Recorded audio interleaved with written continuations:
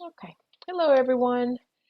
I know there were several of you all who have missed assignments from the first 3 weeks.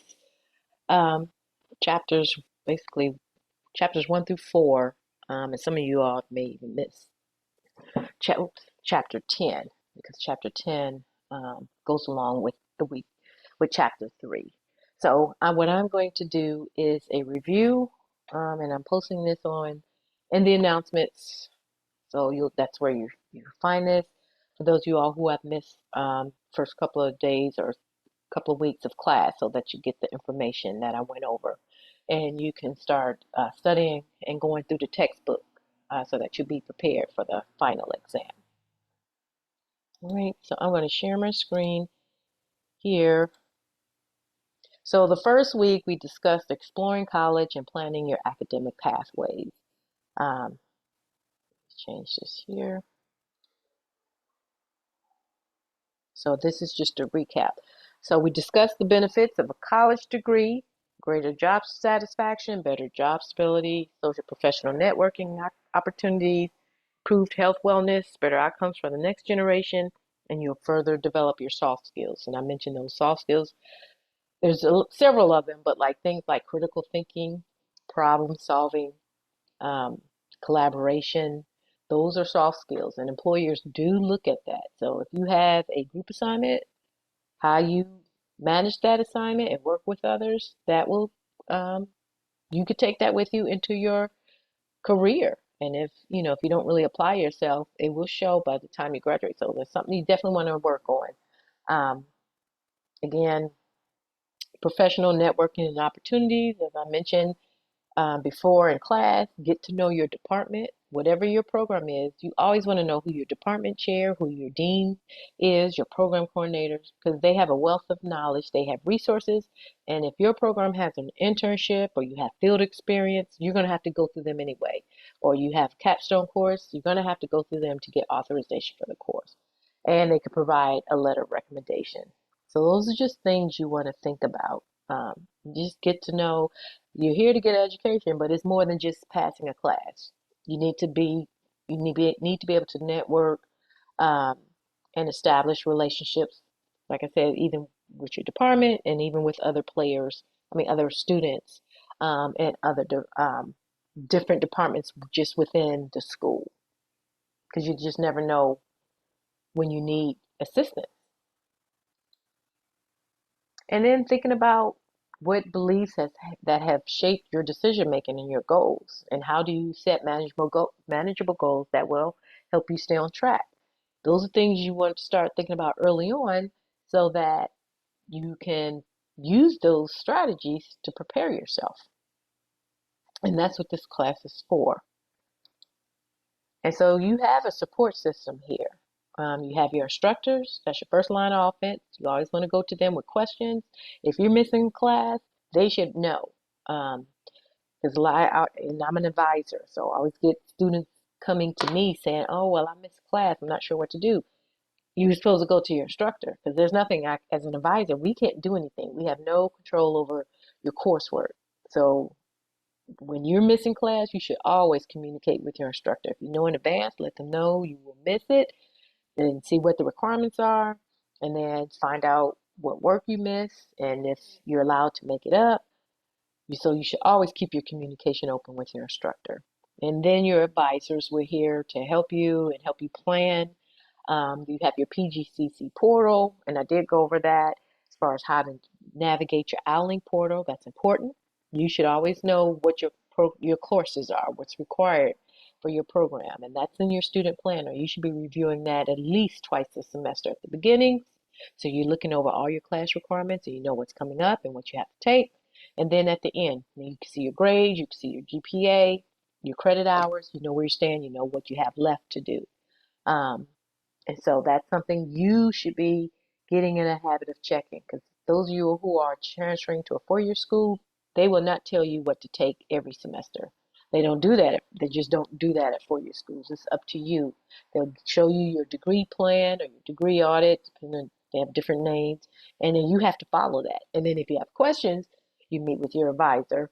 Um, but they hold you accountable for knowing what your program requirements. So that's what we're trying to get you to do now. Um, and then we have support services, and we have a slew of services from uh, the Diverse Male Initiative, Student Initiative Service, and that's a resource group for young men.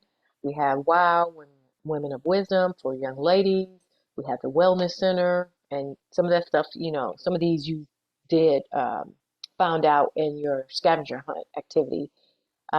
We have trios for like first generation students. So we have a veterans office for those who are veterans, to get support there and understand your benefits. And then we have disability services. So if you feel you need additional accommodations, you want to reach to DSS, the Disability Services, so that you can get the accommodations you need so we can help you be successful in your classes. So that's just part of your support system. So get to know your support system and utilize it. And then we have also tutoring in the tutoring center, the math center, the writing center. So if you're struggling in a class, once you speak to your instructor, and if you're not still understanding the information, then the next step should be going to tutoring so that you could get some additional help. It's there for you all. So I would definitely take advantage of that, so that it can help you be successful and get the best grade you could possibly get in your class. Okay, so again, knowing your resources, knowing your OwlLink portal and how to access it. We get calls for financial aid. You can access your financial aid right there in your OwlLink portal. You can see everything, all your awards that come in, how it's being applied, if there's a balance left, if you're getting a refund, if you have funds left over for summer semester. All that information is there, in your OwlLink portal. And your financial information, your balance, how to set up a payment plan, how to make payment, navigating Canvas. That's, being which we talked on first day, going through all the tabs, knowing where the modules are, knowing where your instructor's contact information is, knowing where the syllabus is, and make sure you're looking at the right syllabus in the right place, and then the course schedule. Um, and then knowing how to access the textbook. That's also one of the pages within Canvas. And then knowing how to access your assignments. You can go directly to the assignments, whether it's discussion questions or the assignments, or you can go through the module page and it just takes you through everything. So these are all resources that's for you to help you be successful. So the more you know, the more effective you can be and productive you can be throughout your educational journey. And then understanding your academic pathway, knowing what your program requires. Like I mentioned before, do you require an internship? Are you in education? Is there a field experience requirement? And then knowing what is that field experience, which is basically in-class observation. Make sure you can take the time needed to do that. Do you work full time? If so, how are you going to do your field experience? Are you already working in the field? And if so, getting with your department chair, because the advisors can't help you with that. That's where you go to your department chairs for internships, field experience, authorizations, things like that. That's your department, and seeing if maybe your current job will meet the requirement for the internship. So, um, and then knowing your program pathway. If you're in the RN program, understanding what's required for that. There's a petition process for nursing. Well, most of the medical programs, nursing, um, medical assistants, radiography, surgical technology. There's a petition process. You have to do all your prerequisites. Several of them require the TEAS exam, and then all of that is looked at, and then you have to apply to start like those nursing courses. And so it's a petition process, and it's based on GPA and your exam. So because it's highly competitive. So those are things you want to look at. Cybersecurity have various tracks. You want to know which track are you interested in, and that's going to tell you what classes you will follow. So these are questions you want to discuss with your advisor. So if you have not met with your advisor yet, your assigned advisor, do so immediately. And you can find your advisor in Navigate. If you click in Navigate, and we went over this in class, but if you go into your Navigate portal, You click on academics, no, you click on appointments, and it'll show you who your advisor is, and then from there you can schedule an appointment. And then again, knowing the difference between the AAS versus AA and AS. The AAS is Associate of Applied Science. That is a career track program. So that's geared for people who, once they finish the associates, they want to go right into the workforce. AA and AAS is Associate of Art and Associate of Science. That is a college track program.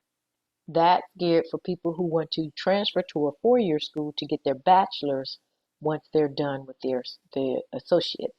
So with the AAS, you may not get all of the general education courses you need.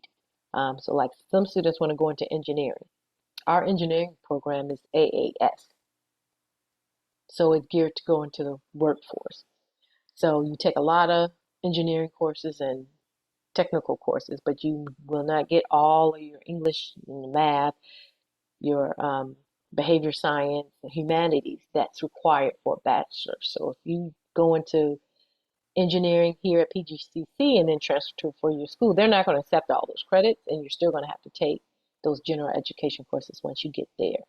So again, that's why you need to talk to your advisors, make those appointments so to make sure you're in the right track. Because even though we don't offer engineering AA, or well, it would be an engineering AS because it's an associate of science. Engineering is a science. There's a way you can still make sure you get the gen eds as well as all the prerequisites needing for that. And we have like general studies, which we kind of tailor that program so you get your prerequisites in. And then the transfer process. So if you're planning on transfer to a four-year school, we do have relationships and contact information for those transfer advisors from the four-year schools. So you can meet with them, discuss what they require, make sure you're eligible, and then understand the process and what's needed to transfer. All right. So again, if you have not made an advising appointment with your advisor, your assigned advisor, do that immediately. Go into Navigate and go under appointments and you'll see your advisor. Because if you go into the advising office as a drop-in, you're just going to see whoever's available, and they may not even be the advisor for your program, and they're going to give you some very general information. So you need to see your assigned. You should always be working with your assigned advisor because they can give you more detailed information. Okay, and then the next two chapters, we discuss knowing yourself as a learner and planning for your future. And we discuss the four types of learners: visual, auditory, kinesthetic, and reading and writing. Kinesthetic is basically like a hands-on type thing where you learn by doing hands-on. Auditory is through listening, visual is through seeing, and reading and writing is reading and writing. And so again, this breaks it down just to know what works for you will help you apply those strategies when it comes time to doing your assignments and doing it the best way that works for you. So here's just a quick video. I hope this will play. Let's see. That kind of better explains it. Here's Jonathan studying for a test, and studying, and studying, and studying. And here he is getting his test results. All that studying, and he still got an F. Why? The thing is, there's no one right way to study. Some methods might work great for one person and not at all for others. Everybody learns differently. In order to find a study method that's best for you, it's important to know your learning style. The four most popular learning styles are visual, auditory, reading, writing, and kinesthetic, or hands-on. For most people, one of these methods will work best, but it's also possible for a combination of different styles to be effective. To discover your learning style, you can complete an online assessment. There's a wide variety of them available, consisting of multiple choice questions. However, you can also observe yourself and your previous learning experiences to get an idea of how you learn best. Let's circle back to Jonathan. When he's in class and his teacher is lecturing, he gets distracted pretty easily. Words tend to go in one ear and out the other. But when his teacher starts using visuals, Jonathan finds it easier to focus and understand the material. so he might be a visual learner.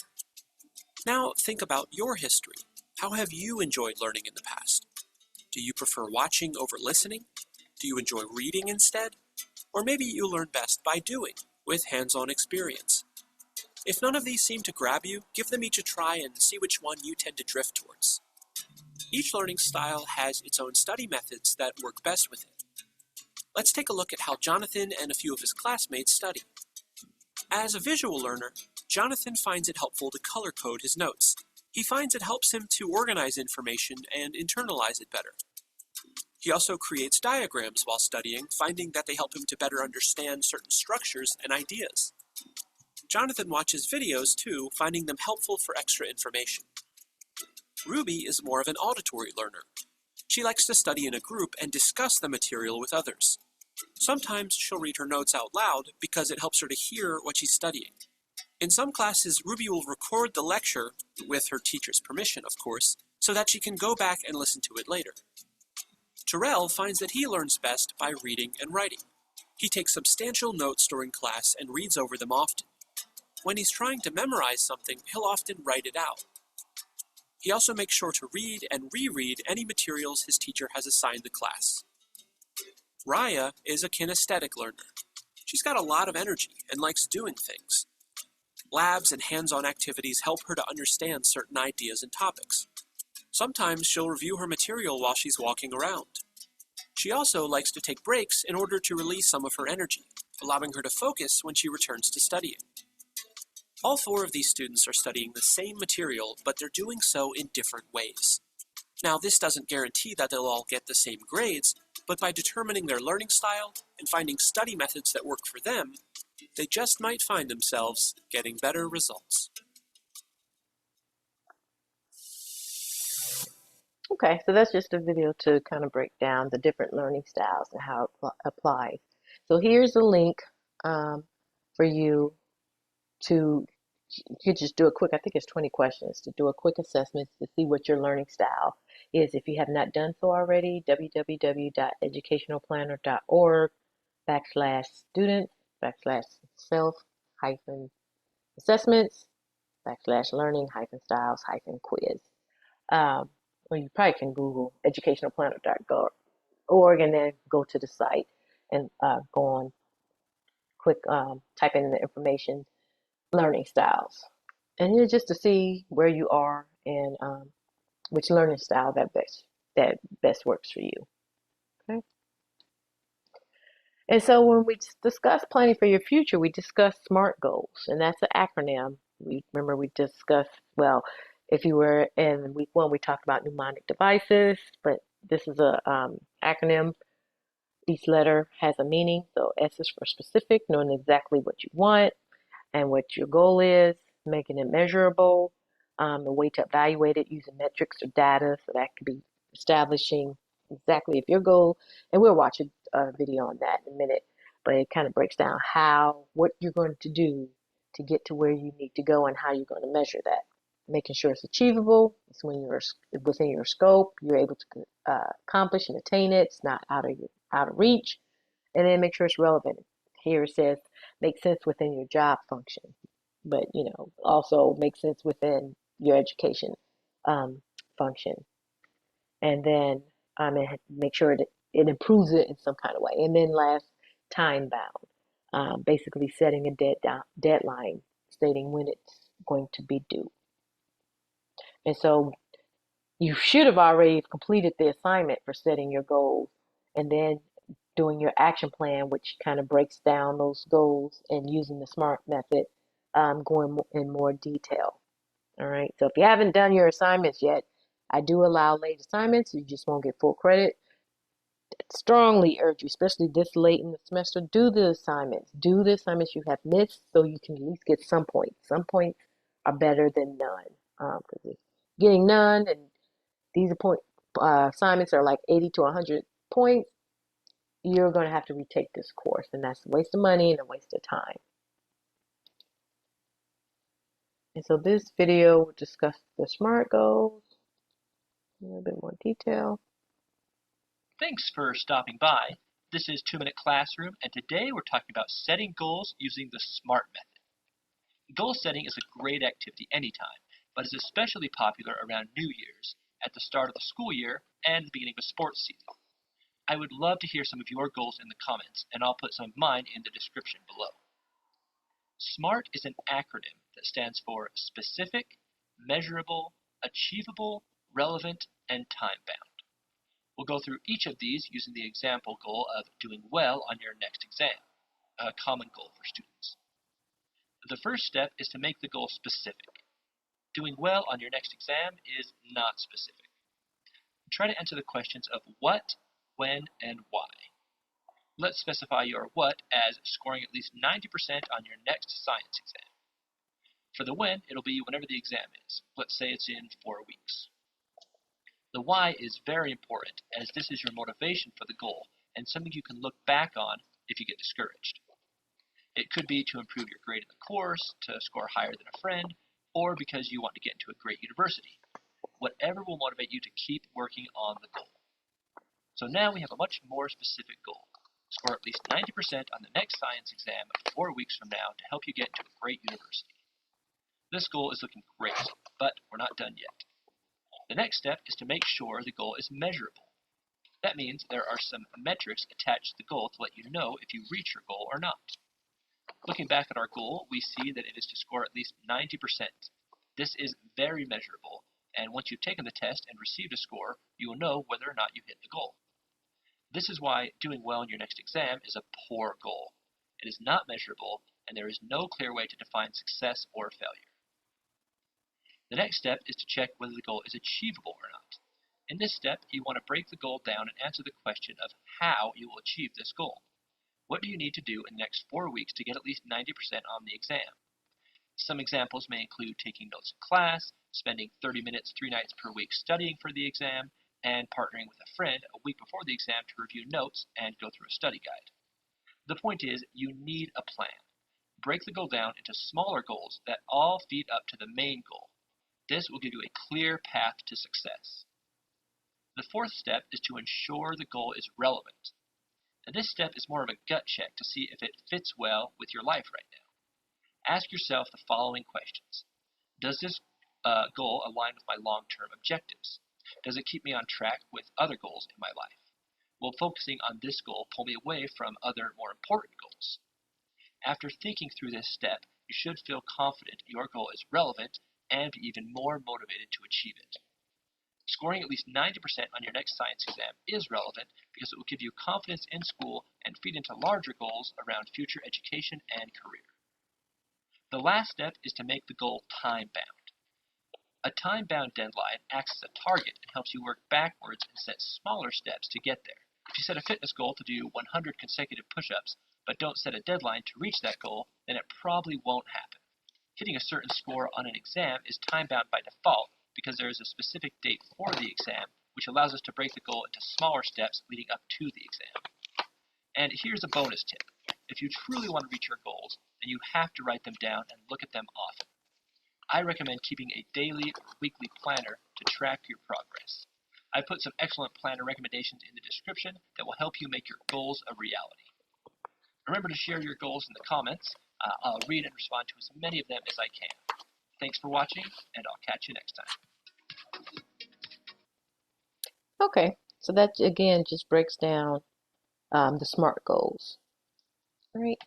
So just looking back on things that you definitely need to make sure you take note of. The 4 types of learning styles, whether it's visual, audio, reading, writing, or kinesthetic, and then the SMART goals, whether it's specific, measurable, attainable, relevant, and time-bound. Those are 2 things that you want to definitely take note of because you will see it again. All right, so if you need to replay this video, replay the recording, do that so that you can fully understand, and also this information is in your book, so you should be reading the information as well. But fully understand the 4 learning styles as well as the SMART goal steps and how to apply it. And then the next 2 chapters, which the chapters we just discussed this previous week, were managing your time and prioritizing and understanding financial literacy. And then with managing your time and prioritizing, you want to make sure you're not procrastinating. Um, and we know what procrastinating is. We know the impact and how um, it's not productive. But there is a cost to procrastinating. It can affect your academic performance, which means you may have to retake a class, which means you've spent money that you didn't need, or that you won't get back, and then you have to pay for that class again, and it could delay graduation. And if you're getting financial aid, now you you're not going to get a refund. So you're paying for this class twice. That's more money you're going to have to pay back. And just know if you have to retake a class more than 2 times, financial aid will not pay for it for the third time. So now you're going to have to come out your pocket. So be aware of that when you're planning your courses and working in your classes. We want success on the first time. All right. I understand things happen. Um, you may have to retake a class, but just know if it's a third time, financial aid won't pay for it. Okay. And then here is just a stat stating that 2 extra semesters of college can cost you almost 150,000. That's pretty much at a high-end 4-year school, not definitely not a PGCC, but it still is costly because taking 2 semesters, um, that that that could be anywhere from like 6 classes up to 24 classes. We're not 20, 12, well, 8 to 10 classes because if you're full time. So that's a lot of time that's wasted, and that's a lot of money. So if there's 12 credit hours, 4 classes per semester. That's a lot of wasted time and money. So we want to be productive. You're here for a reason. You're here to reach your goal, and you want to achieve that. So you have to remind yourself your why. Why are you here? And when other things come up that distract you, again, ask what is your why? Because you're in school, so it takes some discipline and it's going to take some sacrifice. When I went back to school, that's the first thing our instructor said. He said, "You're going to have to sacrifice," which is true. I had to sacrifice a lot. I had to sacrifice Friday night. I didn't go out, couldn't go to all the events. And some Saturdays I had to sacrifice because I had assignments and papers to do. So always keep your why in front of you so that you're able to manage your time and you know what you need to do. And then again, knowing what skills you need, knowing the deadline, set realistic deadlines, be flexible, readjust your plan when something throws you off. So each week I always go over assignments and I'll let you know what's coming up the following week so that you can start preparing. Because if something happens that's out of your control and you wait to the last minute, you may not be able to do that assignment. So now you're going to get partial points because it's going to be late. Where if you had already started, you could have been halfway through. So now you're just kind of off and you just may need to finish some things up or tweak it and you're still able to get it in on time, right? So prioritizing and planning is important. And then the importance of where you do your work. The right space, making sure there's no distractions, the right time. If you're a morning person, a nighttime person, doing your work that works best for you so that you can be as productive as possible. So those are things you want to take in consideration when it's time to manage your time, setting a schedule, and then sticking to it. And then the last chapter, chapter 10, we discuss financial planning. And so there's five steps to financial planning: developing your personal goals, identify and evaluate alternatives for achieving your goals and for your specific situation, because everybody's different. So you can't base your goals on someone else's because you may not have the shared experience. And then write your financial plan down. Just the same thing as the video and the SMART goals. He said, you're not going to be successful if you don't write it down because out of sight, out of mind. Writing it down kind of helps you see it and then you can focus on it and always return to it as, just as a reminder. And then implement it. Because if you write it down and then don't do anything with it, then that's just kind of a waste of time. And then monitor and adjust. Same thing as we just talked about when it comes to time management, being able to adjust. Because things happen, life happens, and we have to learn how to adjust but get back on track. So just those are things you want to think about when you're establishing financial goals. And that applies even as a student, and it will go with you, carry on with you beyond school. And then same thing, 7 financial tips for students. Make a budget, start saving early, avoid credit card debt, and that's a big one, especially with inflation and everything. And they were talking about lowering the interest rates, but at this point they say they may not, just because the economy is going well as far as like Wall Street, but still inflation is high. But if interest rates don't go down, that means if you have credit card debt, those balances, it's going to take you a lot more to pay it off because of the interest. Take advantage of student discounts. So you do get discounts being a student. So, you show your student ID so you can save some money. Start investing and just be aware of how you're investing. If you go through a financial service, if you're doing like day trading or something, know what you're doing. Don't just go into it blindly.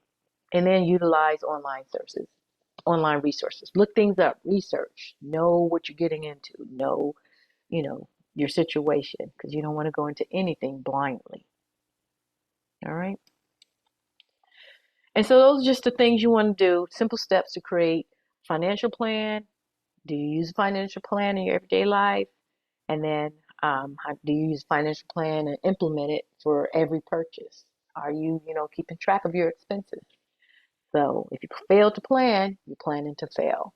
So this is just, something we went over this part quickly, but you still need to be aware of your financial status. And you don't want to come out of college and having a whole lot of debt. Um, 'Cause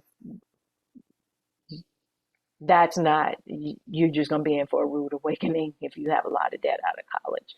Um, it just makes things harder. All right. So that's the first 3 weeks that we discussed. We did chapter 1 and 4, week 1, chapter 2 and 12, week 2, and then chapter 3 and 10, week 3. So we're in now going into chapter 4, week 4, which is chapter 5 and chapter 6. Um, so I understand if something happened, you have to miss a class here or there, but those of you all who have missed all the classes, I, attend class, because this is just a review and you still have missed a lot, because I can't go over everything that I discuss in class. And this class is for you. So it's for your benefit and for you to learn from it. So going forward, attend class. Um, and then if you have any questions, feel free to reach out to me. All right. So I hope you all have a great evening and go back through this as well as reading your book. Complete all your assignments, your discussion questions. You can still go back. You may not be able to complete it through Canvas. You'll have to email it to me directly, but go ahead and submit those late assignments so that you can get at least partial points. All right. And you all have a great evening. Take care.